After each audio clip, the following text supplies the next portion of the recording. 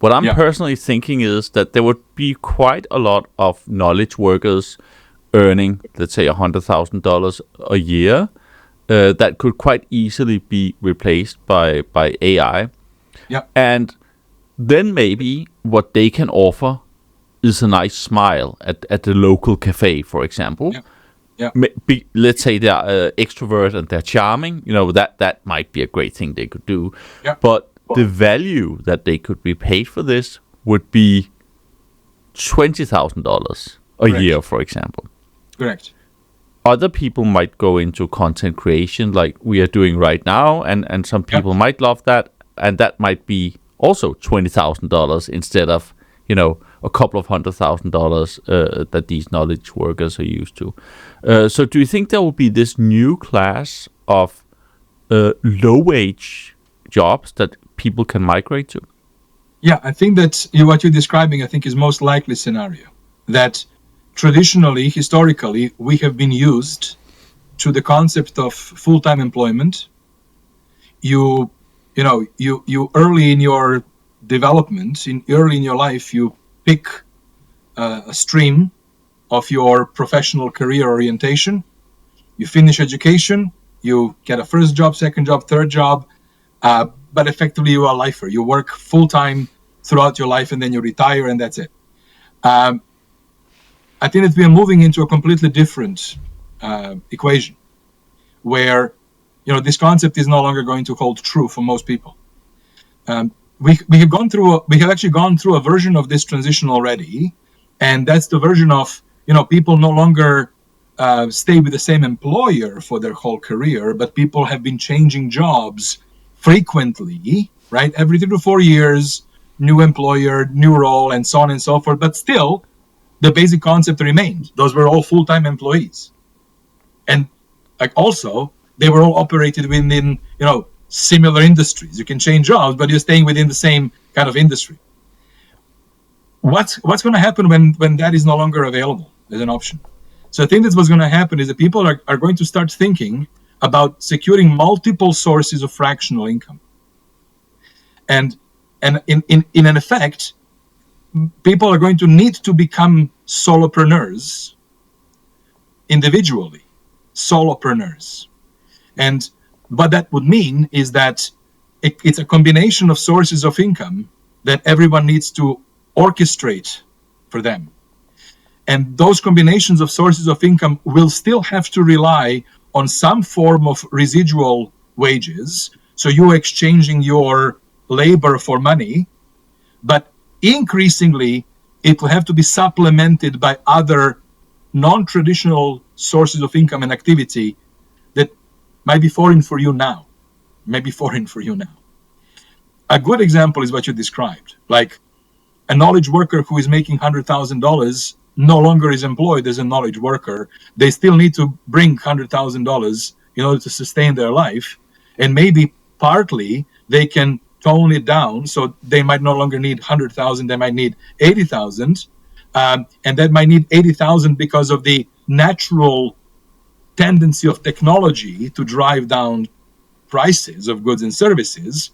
There could be an element of self-imposed control and restraint on spending too, but nevertheless, you have to gain income in order to just even if you're replacing $100,000 lifestyle with a $60,000 lifestyle, you have to find a way to get those $60,000. So I think that people need to start thinking of themselves as solopreneurs, a version of entrepreneurship where personal accountability to orchestrate your financial well-being is going to become much more elastic. The challenge is that many people actually are going to successfully navigate this, and they might feel actually that this is a liberating moment for them. Those are the people who are, jumping ahead of the wagon. People like you who have chosen to be in front of this train.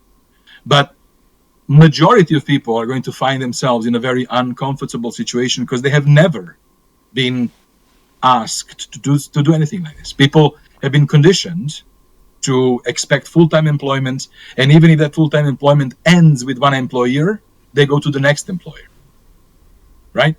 So now, what would be the right strategies? I think that we should divide this into a short-term, mid-term, and long-term, right? In the short term, I believe that the right strategy for majority, I'm talking about majority of the population, and majority of the population are not entrepreneurs. That's a fact, right? Majority of people do not enjoy disruption and change. Majority of people prefer low risk stability, right? So I think that for those people who are in that majority, the short-term strategy has to be twofold. One is figuring out how do you continue increasing your current value to your current employer by understanding and leveraging the potential of technology around you or technology within your organization. So if you want to protect yourself in the short term from being at risk of losing your job, my advice would be learn technology, artificial intelligence systems, agents, and so on, and spend the time to understand it and learn it, and learn how to introduce it so that it can propel your productivity and effectiveness at work, so that you become less replaceable than someone else who is not doing that. The good news is that support and help to achieve this is free and available everywhere. So with some discipline, focus, and concerted efforts, most people should be able to learn and self-educate on how to leverage this available technology to help them propel their productivity and effectiveness. Also take advantage of every offer that your organization might have on e-learning, accreditation, certification. Make sure that you are applying yourself. It is a short-term strategy to increase your personal productivity at work. Now, we've been listening to, tech billionaires talk about, in the future, don't worry, one software engineer can now be as productive as 50. Yes, that's true, assuming that there is enough customers to buy the output of 50 engineers, right? Today, they have one engineer producing output because that's the demand out there, and you're balancing supply and demand. If suddenly one engineer can have the output of 50 engineers, that has to be matched with the equivalent demand out there. So where I'm going with this is that, yes, there is going to be an amplification of potential of every individual, but I don't think it is going to be at such scale that everybody is going to be able to multiply themselves multiple times and secure their longevity at work that way, because the demand side is missing. So a more likely scenario is if you have a team of 10 engineers that now produce the output of 10 engineers, if that team can now produce the output of 100 engineers, and there is no demand for such an output, you're going to end up with 5 engineers or 3. Still have you still have a problem with those remaining 7 who now might be facing job loss. So to me, as a short-term strategy, number 1, make sure that you are as productive by leaning in and understanding how to actually leverage technology that's available, and make it visible to position yourself as the most valuable player in the team, while at the same time actively thinking and acting to gradually decouple yourself from reliance on one single source of income, which is the wage.